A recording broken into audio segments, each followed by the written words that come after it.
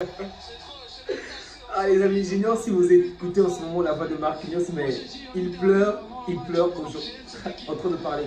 C'était une très belle victoire du Paris Saint-Germain. Vraiment une très belle finale. Et la première personne à remercier, la première personne à vraiment féliciter, c'est de très loin Luis Enrique. Donc salut les amis, j'espère que vous allez bien. Mais comme vous l'avez certainement compris, si votre équipe n'a jamais gagné la Ligue des Champions, la solution est très simple. Recrutez un coach qui a gagné la Ligue des Champions avec le Barça. Recrutez un coach du Barça et vous allez le gagner. C'est aussi simple que ça. Pep l'a fait avec City. Luis Enrique le fait aujourd'hui avec le Paris. Les deux clubs qui n'ont jamais gagné la Ligue des Champions ont réussi à le faire. Donc, si votre club n'a jamais gagné la Ligue des Champions, recrutez un coach qui vient de chez nous. Bon, je déconne. Si vous avez assisté à ce match, vraiment, vous n'êtes peut-être pas, si vous êtes parisien, évidemment, vous êtes content, mais si vous êtes une personne neutre ou encore un supporter, on va dire, de l'Inter, vous êtes certainement dessus parce que il est vrai qu'on a vu une très belle équipe, un très beau match, une suprématie du Paris Saint-Germain, mais on s'attendait pas à ce que la finale soit aussi facile pour le Paris Saint-Germain. Je vous assure qu'à aucun scénario, à aucun moment du match, je me suis dit que le scénario pouvait se passer de cette manière. Vraiment, ça m'a un peu épuisé à un moment parce que j'avais l'impression de voir le match de la Ligue 1. Sincèrement, même les équipes de la Ligue 1 ont parfois donné plus de difficultés au PSG. L'Inter n'a pas existé vraiment tout le long du match. En première période, en deuxième période. Et heureusement que l'arbitre n'a même pas donné des minutes à récupérer. Sinon, on aurait pu marquer encore.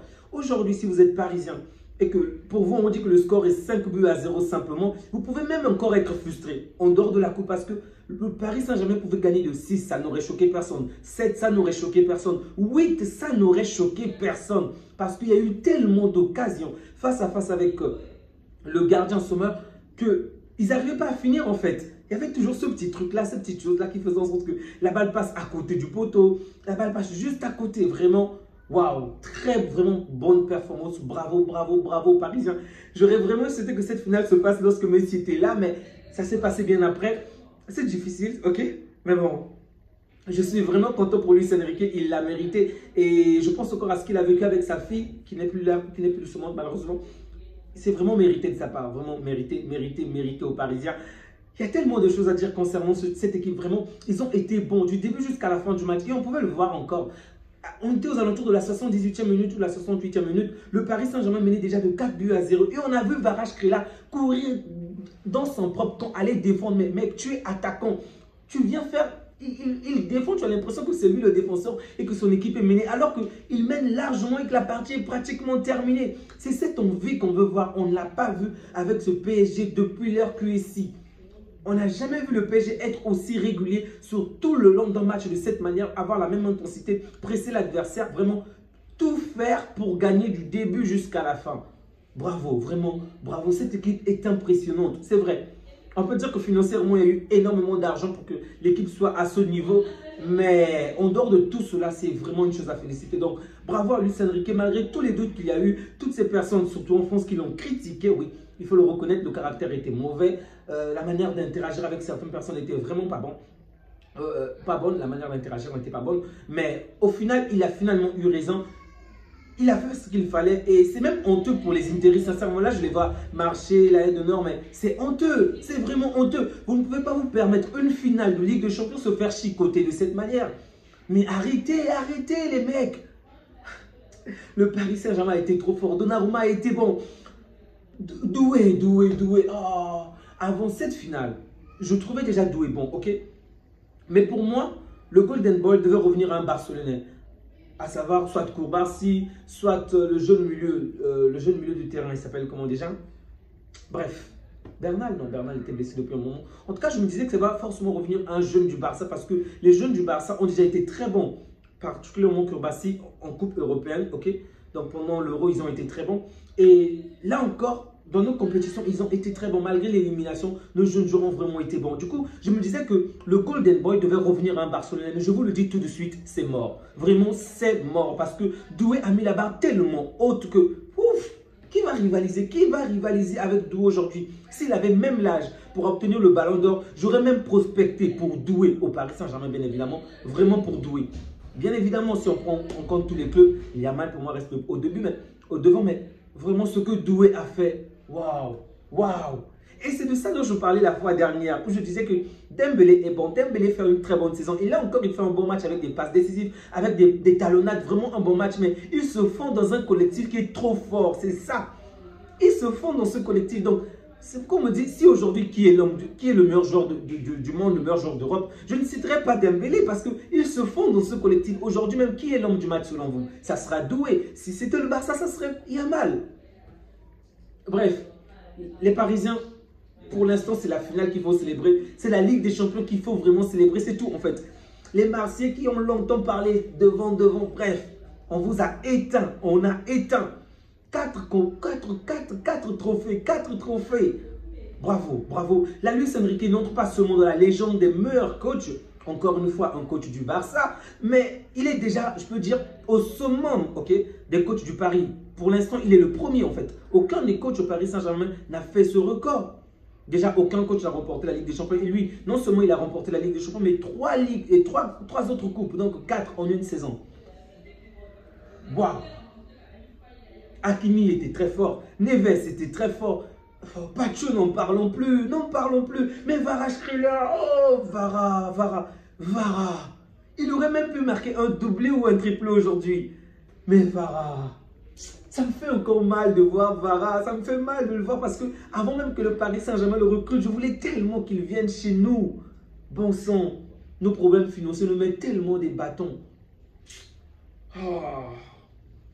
Non, là je suis en train de les voir en train de célébrer. Il vient de prendre la coupe de la Ligue des Champions entre ses mains, il fait le câlin à la Ligue des Champions. Vraiment, c'est tellement mérité. J'ai hâte d'avoir le maillot du Paris Saint-Germain avec une étoile. Vraiment, je vais rapidement acheter ce maillot-là parce que pour moi, c'est de très loin, le meilleur club d'Europe en ce moment. Vraiment le meilleur club d'Europe.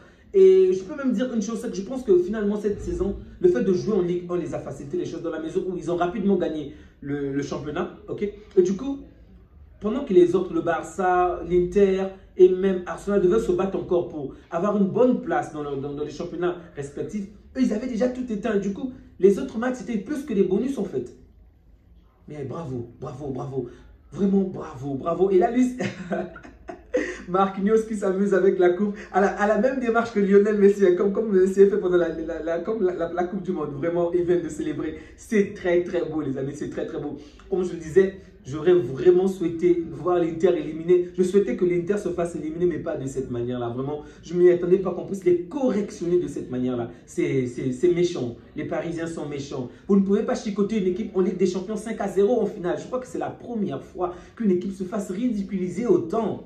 Mince! Le pire, tu te dis que c'est même pas un score volé, même pas. Ah, Luis Enrique, bravo à toi. Et là, on voit, il s'appelle Kipembe qui soulève la Ligue des Champions. Et chacun de se passe, également Hakimi Junior, si j'en ai parlé, mais même Hakimi a été fort. Wow.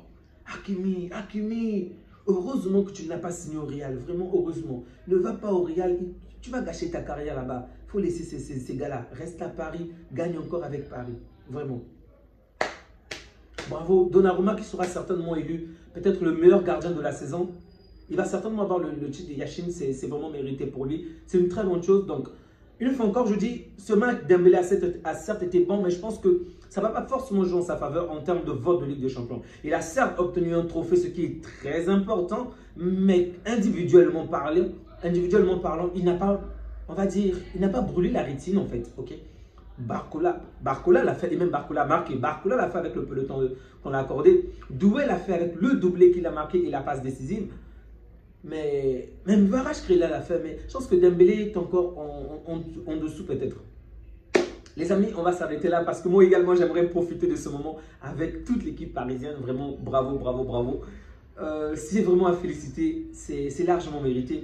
Là, Nasser, j'espère que tu auras l'audace de quand même remercier une certaine personne qu'avant de partir, un numéro 10 du Barça, avant de partir, qui t'avait dit d'accorder du temps à ton coach, de bâtir un club, non pas sur genre des fast-food, souvenez-vous de ce qu'il avait dit après le départ de Messi, que Messi avait demandé en fait de créer sur la longue durée en fait, vous comprenez, de construire un collectif sur la longue durée, et c'est pourquoi il avait d'abord pris un bon coach. Je ne dis pas que c'est Messi qui l'avait recommandé, Luis Enrique, non, ça je ne le sais pas, mais ensuite il va petit à petit adapter cette vision-là. Donc, si vous avez du temps, n'hésitez surtout pas à réécouter encore l'ancien discours de Nasser. Bref, c'est là qu'en ce moment, c'est lui qu'on porte sur les épaules. Vraiment, c'est à féliciter. C'est vrai, certaines personnes vont parler sur le plan financier. Je précise encore, c'est immense parce que lorsqu'on voit rien que ce que le Paris Saint-Germain a dépensé dans son mercato, je crois que rien qu'au milieu du terrain, le mercato du Paris Saint-Germain au cours des 2 dernières années a coûté plus de 600 millions, ce qui est largement plus que les 3 autres clubs qualifiés en demi-finale. Là, je parle de l'Inter, du Barça et de Arsenal. Oui, c'est vrai. Mais même au-delà de cela, on a vu de quelle manière cette équipe est impressionnante.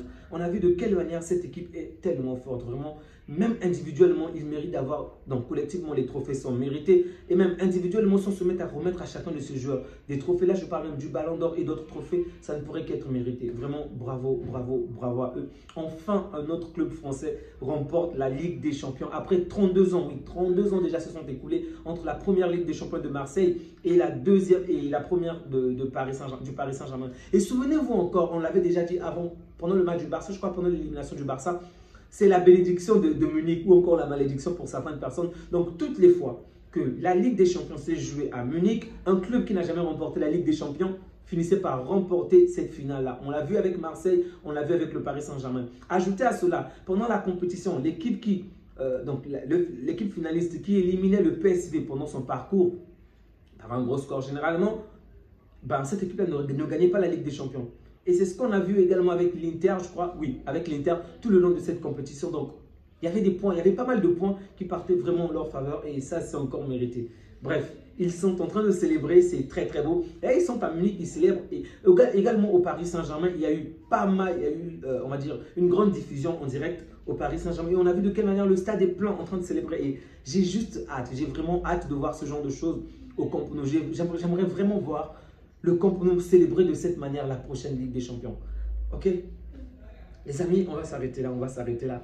On va s'arrêter là. Donc, peut-être que demain, j'aurai des idées un peu plus calmes pour en parler, mais quelle finale de folie. Bye bye les amis, que Dieu vous garde.